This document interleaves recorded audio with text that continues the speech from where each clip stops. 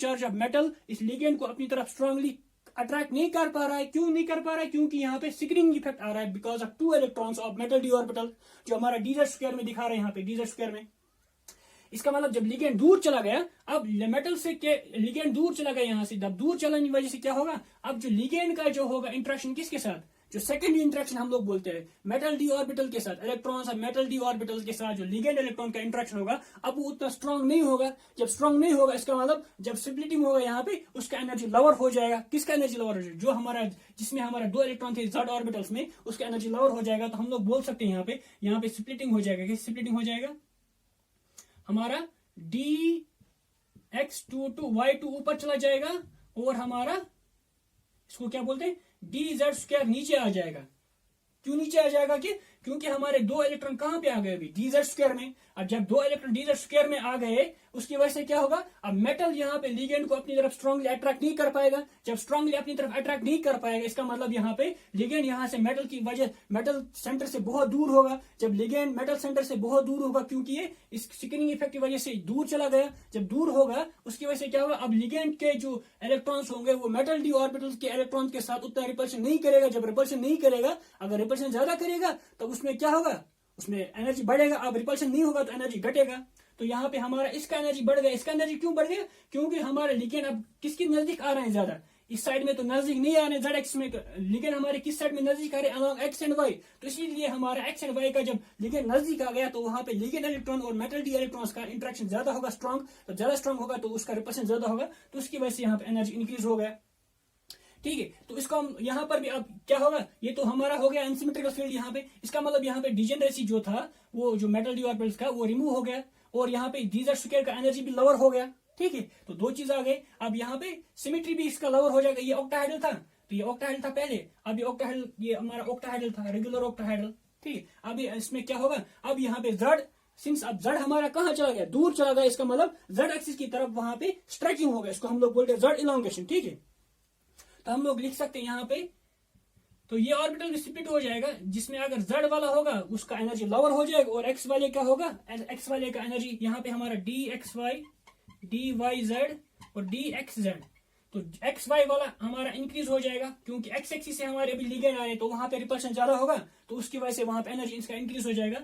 और D X Y, D Y Z और D Z X, D Y Z और D Z X का energy क्या होगा, लोअर हो जाएगा। तो यहाँ पे स्प्लिटिंग हो गया, इसका मेटल डी ऑर्बिटल्स का भी स्प्लिटिंग हो गया जो हम लोग ने डिमॉन्टल रिसर्च में पढ़ा। अब आप लोग ने देखा कि कैसे यहाँ पे स्प्लिटिंग हो गया। तो अगर हम लोग इसका स्ट्रक्चर भी देखेंगे, यहाँ पे क्या हो गया, जेड एक्सिस बहुत दूर चला गया। किससे? जो हमारा जेड लिगेंड था वो मेटल सेंटर से बहुत दूर चला गया। इसको हम लोग बोलते हैं, इसको बोलते हैं जेड इलोंगेशन। क्या बोलते हैं? Z elongation. तो जेड इलोंगेशन में क्या होगा, अगर हमारे पास मेटल है, अगर मेरे पास मेटल है यहाँ पे, ये मेरे पास मेटल है, ये मेरे पास लिगेंड है, यहाँ से लिगेंड आ रहे, इसका मतलब लिगेंड यहाँ से बहुत दूर चला गया। तो ये मेरे पास लिगेंड है, यहाँ पे लिगेंड है, तो लिगेंड बहुत दूर चला गया मेटल से। तो यहाँ पे जेड एक्सिस की तरफ इलोंगेशन हो गया। ठीक है, तो जेड एक्सिस हमारा दूर चला गया यहाँ से। ओके, इसी तरह हम लोग अब दूसरे को भी एक्सप्लेन कर पाएंगे।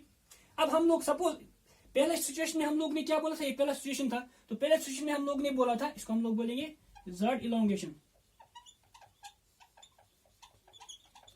तो इसमें से भी कोई क्वेश्चन पूछा जाएगा कि जेड इलोंगेशन में हमारा कौन सा सिमेट्रिकली, किसमें 2 इलेक्ट्रॉन होते हैं, किसमें 1 इलेक्ट्रॉन होता है, किसका एनर्जी हाई होता है, किसका एनर्जी लोअर होता है। ठीक है, जेड इलोंगेशन में। ओके, उसके बाद हमारा दूसरा सिचुएशन क्या हो सकता है कि अभी तो हम लोगों ने कंसिडर किया था कि जेड स्क्वायर में हमारे 2 इलेक्ट्रॉन्स फिल है। अब हम लोग कंसिडर करेंगे कि हम दूसरा सिचुएशन के लिए हम लोग कंसिडर करेंगे कि हमारा dx2 to y2 में क्या है, 2 इलेक्ट्रॉन्स फिल है और जेड स्क्वायर में हमारा 1 इलेक्ट्रॉन फिल है। अब इसमें क्या होगा, पूरा उल्टा हो जाएगा। यहाँ पे उल्टा कैसे होगा, अगर हम लोग अभी क्या है, मेरे पास मेटल है, ये हमारा dz स्क्वायर ऑर्बिटल है और ये हमारे x और y के अराउंड ऑर्बिटल आ रहे हैं।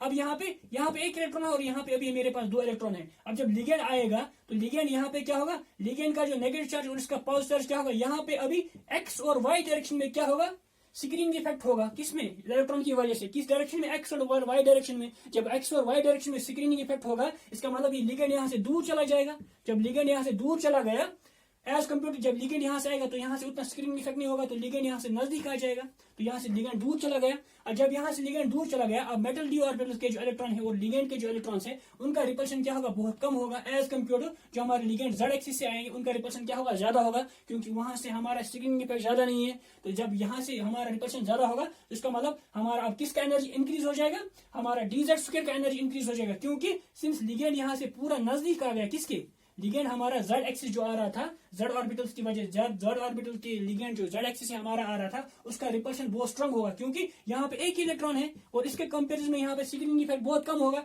जब स्क्रीनिंग इफेक्ट कम होगा तो जेड लिगेंड जो हमारा जेड एक्सिस से आ रहा है वो पूरा नजदीक आ जाएगा इस मेटल कॉम्प्लेक्स से, क्योंकि यहाँ पे स्ट्रॉन्ग न्यूक्लियर पुल होगा मेटल का। जब स्ट्रॉन्ग न्यूक्लियर पुल होगा मेटल का, अब लिगेंड ये तो प्राइमरी इंटरेक्शन होगा। अब सेकंड इंटरेक्शन क्या होगा, जो मेटल के जो इलेक्ट्रॉन्स हैं उसकी वजह से क्या होगा, जो हमारे डी ऑर्बिटल्स में इलेक्ट्रॉन्स है उसकी वजह से वहां पे रिपल्शन ज्यादा होगा। जब वो नजदीक आ जाएगा ज्यादा, जब ज्यादा नजदीक आ जाएगा उसकी वजह से क्या होगा, यहाँ पे उसकी वजह से ये जो इलेक्ट्रॉन्स हमारे जेड एक्सिस और x2 और y2 उनमें रिपल्शन ज्यादा होगा। उसका मतलब उनका एनर्जी अब इंक्रीज हो जाएगा किसमें, जब हमारा जो हमारा जेड एक्सिस, इसका मतलब यहाँ क्या होगा, पूरा उल्टा सिचुएशन हो जाएगा।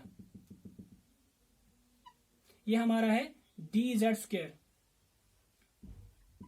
डी जेड स्क्वायर का एनर्जी इंक्रीज हो जाएगा और डी x2 टू y2 का क्या एनर्जी हो जाएगा, डिक्रीज हो जाएगा, क्योंकि डी जेड स्क्वायर में हमारा लिगेंड का जो सेकेंडरी इंटरेक्शन है वो बहुत ज्यादा हो रहा है। ठीक है, सेकेंडरी इंटरेक्शन मींस लिगेंड के इलेक्ट्रॉन और मेटल डी ऑर्बिटल के इलेक्ट्रॉन, क्योंकि वो प्राइमरी इंटरेक्शन वहां पे स्ट्रांग था उसकी वजह से हमारा सेकेंड इंटरेक्शन भी स्ट्रांग हो गया ज्यादा। ठीक है ना, तो हमारा डी x2 टू y2 का एनर्जी लोअर हो गया। अब हम लोग बोलेंगे अब यहाँ पे दो इलेक्ट्रॉन कहाँ किस में आ गए, दो इलेक्ट्रॉन हमारे डी x2 टू y2 में आ गए और एक इलेक्ट्रॉन किस में आ गया, डी जेड स्क्वायर में आ गया।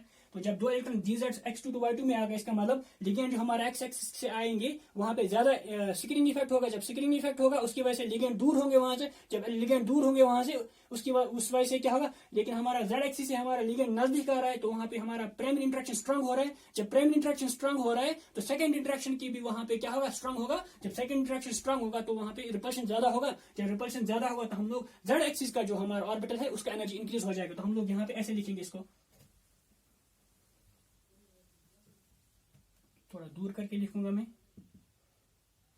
ये हमारा कौन सा ऑर्बिटल है, ये हमारा डी जेड स्क्वायर का एनर्जी इंक्रीज हो जाएगा, इसमें एक इलेक्ट्रॉन है। और ये हमारा डी x2 टू y2 है, इसमें दो इलेक्ट्रॉन है। अब हम लोग सिंपली याद रखो, जिसमें हमारे ज्यादा इलेक्ट्रॉन फिल होंगे, जिसमें इलेक्ट्रॉन पियर होगा तो उसका एनर्जी लोअर हो जाएगा। यहाँ पे भी इलेक्ट्रॉन पियर था हमारा, उसका एनर्जी लोअर हो गया। यहाँ पे एक इलेक्ट्रॉन था, इसका एनर्जी इंक्रीज हो गया। यहाँ पर भी एक इलेक्ट्रॉन था किसमें, जेड स्क्वायर में, तो उसका एनर्जी इंक्रीज हो गया। तो आप लोग सिंपली ऐसे शॉर्टकट याद रख सकते हो।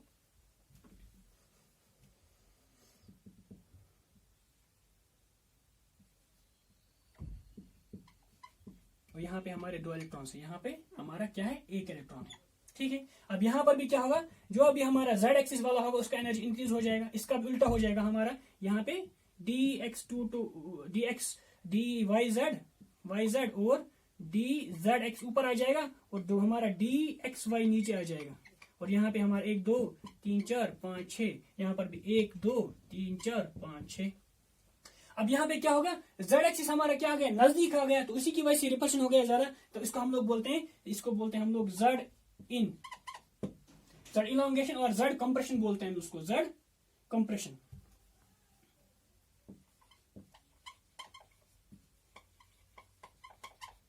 क्योंकि यहाँ पे जेड हमारा एक्सिस क्या नजदीक आ गया मेटल के, तो हम लोग बोलेंगे यहाँ पे अगर हम लोग कंपेयर करेंगे जो हमारा ligand L1 L2 L3 L4 L5 और L6, तो हमारा लिगेंड और L5 और L6 का डिस्टेंस लंबाई क्या होगा, ज्यादा होगा। अगर हम लोग ML5 का देखेंगे, यहाँ पे M और L5 का बॉन्ड लेंथ देखेंगे वो बहुत ज्यादा होगा किसका, एज कम्पेयर टू ML1 और L2 और L3 के बीच में। ठीक है, अगर यहाँ पे हम लोग देखेंगे जब हमारा यहाँ पे क्या हो रहा है, यहाँ पे कंप्रेशन हो रहा है, तो हम लोग देखेंगे अगर हमारे पास, तो ये मेरा पास मेटल कॉम्प्लेक्स है,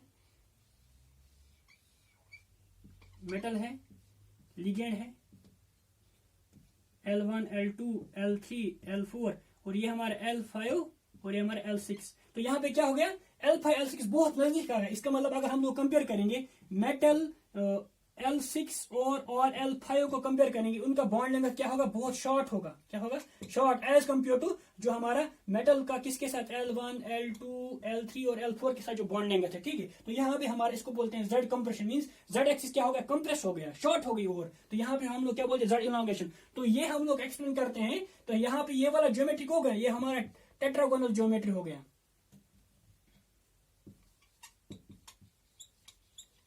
ये हमारा टेट्रागोनल, ये भी हमारा टेट्रागोनल, ये भी हमारा टेट्रागोनल, इसको बोलते हैं टेट्रागोनल इलोंगेशन, इसको बोलते हैं टेट्रागोनल कंप्रेशन। ठीक है, क्लियर हो गया यहाँ तक। तो हम लोगों ने जो स्टेटमेंट बोला था जॉन टेलर डिस्ट्रक्शन का, हम लोग फिर से इसको अब यहाँ पे फाइनल एक बार एक्सप्लेन करेंगे कि जॉन टेलर डिस्ट्रक्शन में क्या होता है। अगर एक नॉन लीनियर मॉलिक्यूल है, उसमें अनसिमेट्रिकल फील्ड T2G ऑर्बिटल और EG ऑर्बिटल है। अगर हमारा T2G होता तो इसमें अगर एक इलेक्ट्रॉन होता तो अकॉर्डिंगली उसका भी स्प्लिटिंग हो जाता। ठीक है, तो हम लोग ने एक स्पेशल केस लिया ऑक्टाहेड्रल कॉम्प्लेक्स में, किसका हम लोग ने स्ट्रॉन्ग डिस्टॉर्शन किसमें हो रहा है, वो हमारा जब हमारा EG हमारा ऑर्बिटल अनसिमेट्रिकली फील्ड होगा। ठीक है, तो वहां पे क्या होगा, वहां पे डिस्टॉर्शन हो जाएगा। डिस्टॉर्शन मींस इस ज्योमेट्री में अब इरेगुलरिटी आ जाएगा। अभी ये रेगुलर ज्योमेट्री था ऑक्टाहेड्रल, ये रेगुलर ऑक्टाहेड्रल था, अब यहाँ पे डिस्टॉर्शन आ गया। तो इसका क्या हो गया, अभी अगर यहाँ पे हर एक बॉन्ड लेंथ क्या था, सेम था, अब यहाँ पे बॉन्ड लेंथ जो एक्सियल लिगेंड्स में हमारे वो इंक्रीज हो गया, और यहाँ पे बॉन्ड लेंथ जो एक्सियल लिगेंड्स में हमारे वो डिक्रीज हो गया। इसको हम लोग जेड इलोंगेशन बोलते हैं, इसको जेड कंप्रेशन बोलते हैं। तो जेड इलोंगेशन में हायर ऑर्बिटल हमारा कौन सा होता है, dx2 to y2, और लोअर ऑर्बिटल कौन सा होता है, dz2। और इसमें क्या होता है, इसका उल्टा हो जाता है। तो डिजेनरेट ऑर्बिटल स्प्लिट हो जाते हैं। रिमूव डिजेनरेसी, डिजेनरेसी अब रिमूव हो गया, मींस ये डिजेनरेट ऑर्बिटल थे, इनका स्प्लिटिंग हो गया अभी यहाँ से, तो इसका मतलब इसका डिजेनरेसी रिमूव हो गया। ठीक है, और दूसरा क्या है, लोअर एनर्जी, अब लोअर एनर्जी भी इनका डिक्रीज हो गया। इन ऑर्बिटल अगर हम लोग एनर्जी कंपेयर करेंगे इसके साथ, तो इसका एनर्जी लोअर हो गया। dz2 का भी यहाँ से एनर्जी लोअर हो गया, और dx/2 का एनर्जी यहाँ से लोअर हो गया, और रिमूव डिजेनरेसी और सिमेट्री लोअर हो गया। ये ऑक्टाहेड्रल कॉम्प्लेक्स था, और ये हमारे क्या बनेंगे, ये अभी टेट्रागोनल डिस्टॉर्शन हो गया, इसमें टेट्रागोनल ज्योमेट्री हो गया। तो D4H में ऑक्टाहेड्रल से कहाँ कन्वर्ट हो गया, ऑक्टाहेड्रल से हमारा D4H में ये कन्वर्ट हो गया। तो ये तो हो गया हमारा जॉन टेलर डिस्टॉर्शन का। ठीक है, यहां तक क्लियर। तो अब जॉन टेलर डिस्कशन आप लोगों को क्लियर हो गया होगा कि जॉन टेलर डिस्कशन में एक स्टेटमेंट ये भी इंपॉर्टेंट है, इसमें जो 3 क्राइटेरिया है वो इंपॉर्टेंट है। Lower energy, lower symmetry, remove degeneracy, वो इंपॉर्टेंट है। इसी तरह उसको हम लोग फिर एक्सप्लेन करेंगे कैसे। तो उसको हम लोगों ने दिखाया कि D8 अगर हम लोग D9 कॉम्प्लेक्स लेंगे कॉपर का भी कोई लेंगे, तो उसमें हम लोग का दिखा रहा है कैसे चेंज हो रहा है। तो अगर हम लोग यहाँ पे इन शॉर्ट हम लोग उसको यहाँ पे दिखाएंगे कैसे ज्योमेट्री चेंज हो रहा है। अगर मेरे पास मेटल कॉम्प्लेक्स है, ये मेरे पास ऑक्टाइल कॉम्प्लेक्स है मेटल का, ये मेटल में ये सेंटर में सर्कल मानूंगा। ये मेरा लिगेंड, यहाँ से लिगेंड आ रहा है, यहाँ से लिगेंड आ रहा है, यहाँ से लिगेंड आ रहा है, एक लिगेंड यहाँ से आ रहा है, एक लिगेंड यहाँ से आ रहा है।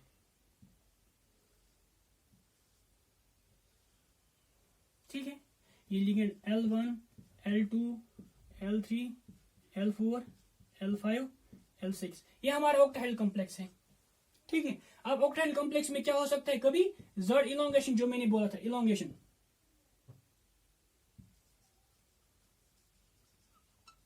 इलोंगेशन में क्या होगा, जो हमारा जेड एक्सिस में हमारा लिगेंड्स L5 और L6, इनका बॉन्ड लेंथ क्या होगा, बहुत इंक्रीज हो जाएगा। तो हम लोग ऐसे लिख सकते हैं इसको,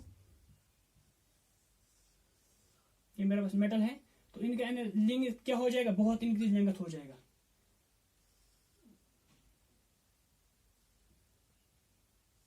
इसको ऐसे दिखा सकते हैं, ये हमारा L2, L1, L4, L3, L5 और L6।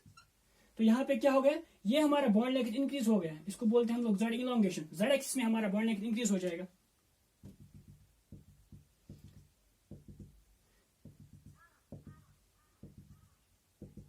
अब इसका शेप कैसे हो गया, जो हमारा ऑक्टाहेड्रल का शेप था उसकी क्या होगा, वहां पे डिस्टॉर्शन हो गया, थोड़ा चेंज आ गया वहां पे।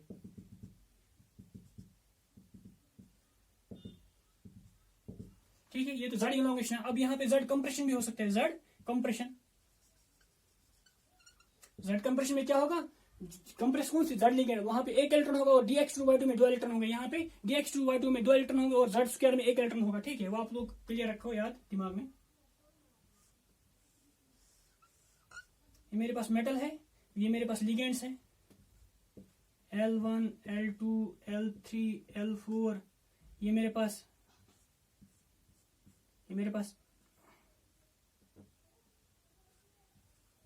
L5, और ये मेरे पास L6। अब यहाँ क्या होगा, बॉन्ड लेंथ बहुत शॉर्ट हो गया अलोंग जेड एक्सिस, इसको मतलब जेड कंप्रेशन। ठीक है, तो ये तो ऑक्टाहेड्रल हमारा हो गया, ये टेट्रागोनल हो गया, ये भी मेरा टेट्रागोनल हो गया। इसको बोलते हैं टेट्रागोनल इलोंगेशन, इसको बोलते हैं टेट्रागोनल कंप्रेशन। ठीक है, अब अभी तक तो आप लोगों ने देखा, अब जॉइंट डिस्टॉर्शन में भी दो टाइप के हो सकते हैं, आइदर डायनेमिक और क्या हो सकता है, जॉइंट डिस्टॉर्शन क्या हो सकता है, डायनेमिक हो सकता है, dynamic joint Teller distortion effect, और या तो हो सकता है स्टैटिक हो सकता है। अब डायनेमिक क्या होगा, जो हमारा ये दो, सिंस ये एक टेट्रागोनल शेप है, ये एक टेट्रागोनल, ये मींस डिस्टॉर्टेड ज्योमेट्री है, और ये एक दूसरा डिस्टॉर्टेड ज्योमेट्री है। अगर ये एट रूम टेम्परेचर, अगर ये क्या होंगे आपस में इंटर कन्वर्ट हो जाएंगे। अगर मैं इसको लिखूंगा टेट्रागोनल D4H1, ठीक है, इसको लिखूंगा मैं D4H2, ठीक है, ये एक टेट्रागोनल ज्योमेट्री है, मींस डिस्टॉर्टेड ज्योमेट्री है, और ये दूसरा डिस्टॉर्टेड ज्योमेट्री है। अगर एट रूम टेम्परेचर में क्या होगा, एक टेट्रागोनल ज्योमेट्री दूसरे टेट्रागोनल ज्योमेट्री में क्या होगा, कन्वर्टर। फॉर एग्जांपल इसके अगर कितने मॉलिक्यूल, इसके अगर 10 मॉलिक्यूल है, इसके अगर 5 ही थे, तो आपस में इक्विलिब्रियम हो जाएगा वहां पे, इसके भी उतने हो जाएंगे, इसके बराबर हो जाएंगे, ठीक है। इसका मतलब एक जो हमारे डिस्टॉर्टेड ज्योमेट्री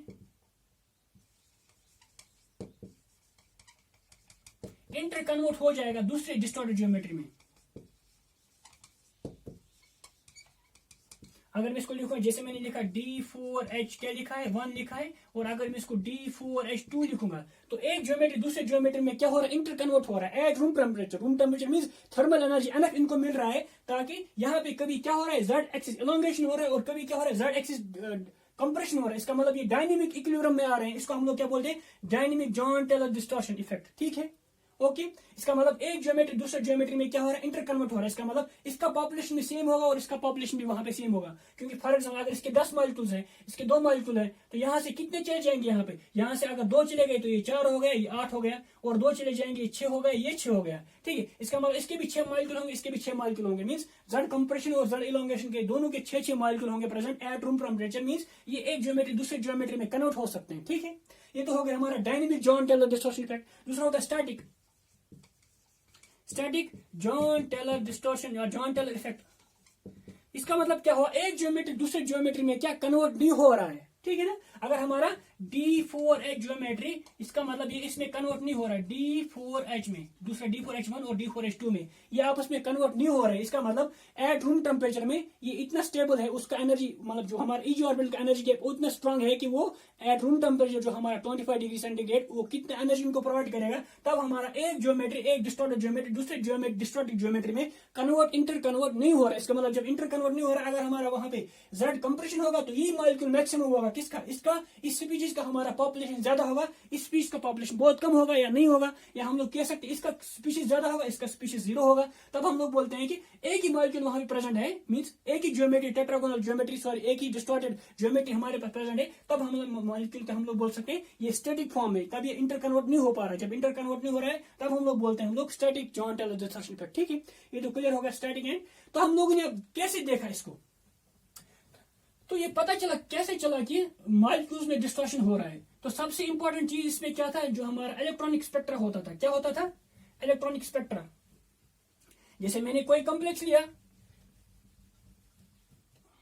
जैसे मैंने कॉपर का लिया कॉम्प्लेक्स CuF6 2 4 सॉरी, ये मैंने कॉम्प्लेक्स लिया। अब मैंने आप इसका बॉन्ड लेकर देखा और इसका इलेक्ट्रॉनिक स्पेक्ट्रा देखा, मींस इसका कलर देखा, कैसे कलर का बैंड कैसे आ रहा है, ठीक है। तब मैंने देखा कि नॉर्मली सिंस अगर हमारे पास इस नॉर्मल हम लोग इसको जनरल ऑक्टाहेड्रल देंगे, तो जनरल ऑक्टाहेड्रल में क्या ऐसे होगा स्प्लिटिंग, यहाँ पे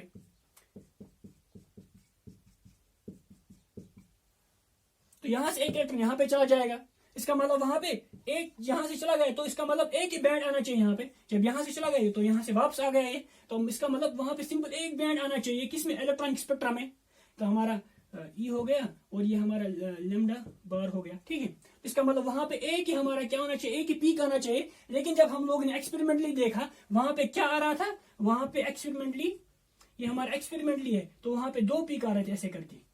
जब 2 पीक आ रहे थे, इसका मतलब इस 2 पीक को एक्सप्लेन करने के लिए हम लोग को देखना चाहिए थी, यहाँ तो पॉसिबिलिटी एक ही एमिशन, एक ही ट्रांजिशन होने का। जब एक ही ट्रांजिशन होने का पॉसिबिलिटी है, तो यहाँ पे तो एक ही पीक आना चाहिए, एक एनर्जी बैंड का बन रहा है। तो इसका मतलब अगर हम लोगों का 2 आ गया, इसका मतलब वहां पे कुछ इरेगुलरिटी आ रहा है। तो उसी इरेगुलरिटी को फिर जॉन टेलर ने एक्सप्लेन किया, उसने बोला था कि वहां पे जॉइंट टेलर डिस्टॉर्शन हो रहा है। तो हम लोग कैसे उसका एक्सप्लेन करेंगे, यहाँ पर हमारे पास अगर हम लोग देखेंगे अभी टेट्रागोनल डिस्टॉर्शन कैसे हो रहा था, हमारा T2G नीचे आ रहा था, उसके बाद यहाँ पे EG, उसके बाद यहाँ पे ये वाला और ये वाला हमारा D X Y D Y Z D Z X और डी एक्स वाई, और ये हमारा हो गया डी जेड स्क्वायर, ये हमारा D X two Y two. अब इलेक्ट्रॉन्स कहाँ से यहाँ तक जा रहे हैं, जा सकते हैं, और इलेक्ट्रॉन यहाँ से यहाँ जा सकते हैं। इसका मतलब ये वाला ट्रांजिशन भी हो सकता है, क्योंकि हमारे पास है ना, यहाँ पर हमारे पास 2 इलेक्ट्रॉन है, यहाँ पर 1 इलेक्ट्रॉन है, तो कभी 2 इलेक्ट्रॉन यहाँ पे फिल होंगे, 1 इलेक्ट्रॉन यहाँ पे फिल होगा, तो इलेक्ट्रॉन्स यहाँ से जा सकते हैं।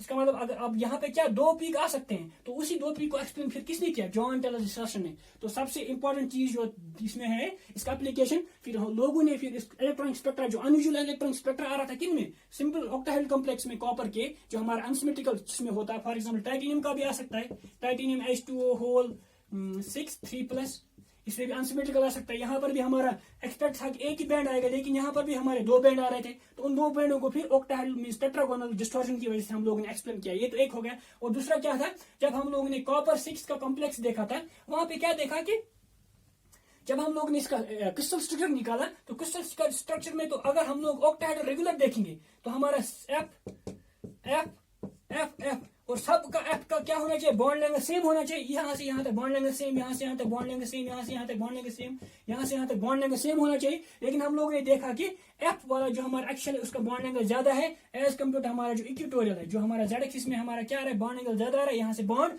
डिस्टेंस क्या आ रहा है, कम आ रहा है। तो यहाँ पे बॉन्ड डिस्टेंस ज्यादा है, यहाँ हम लोग बॉन्ड लेंथ इसको बोलते हैं, यहाँ बॉन्ड लेंथ कम है। तो उसको एक्सप्लेन करने के लिए फिर तो हम लोग वो कैसे एक्सप्लेन करते हैं, जैसे मैंने भी बोला इसको जेड एलोंगेशन बोलते हैं, तो उसको हम लोग ने फिर टेट्रागोनल डिस्टॉर्शन या जॉइंट डिस्टॉर्शन एक्सप्लेन किया। तो ये तो क्लियर हो गया कि हम लोगों ने देखा कैसे जॉइंट डिस्टॉर्शन का डेफिनेशन क्या है, उसका थ्योरम क्या था, फिर कैसे अप्लाई होता है वो, तो उसका रीजन क्या है, क्यों जॉइंट डिस्टॉर्शन होता है, उसके फिर किन किन में होता है वो, जैसे हमारे पास T2G ऑर्बिटल अनसिमेट्रिकल होगा, EG ऑर्बिटल अनसिमेट्रिकल होगा, दोनों में होगा, ठीक है। और अगर स्ट्रॉन्ग किसमें होगा, जिसमें हमारा EG ऑर्बिटल अनसिमेट्रिकल होगा और T2G हमारा सिमेट्रिक होगा।